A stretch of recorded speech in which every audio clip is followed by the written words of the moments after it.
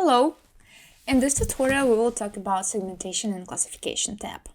From this tab, you can review the pathologies detected and visualized by the AI algorithm, and you can highlight specific areas with pathologies. Okay, let's take a look at the main components of the segmentation and classification tab. So this is the referral urgency score from no referral to urgent one accordingly, the segmentations, and you can highlight segmented areas all at once, or you can highlight some specific areas like this.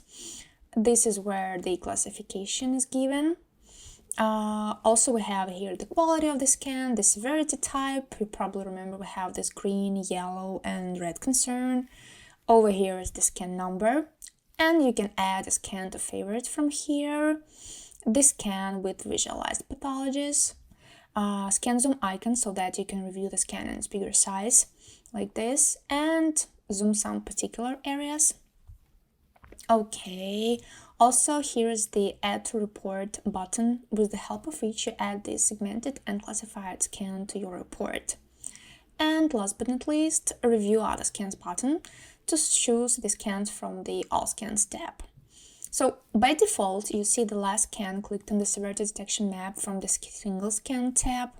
And if you would like to segment and classify other scans, you can click this Review Other Scans button and select a particular scan from all scans. Okay, let's select 3 or 4 severe scans. Submit. Okay, perfect. Now I can review them. Okay, so I hope this was helpful, and see you in our next tutorial.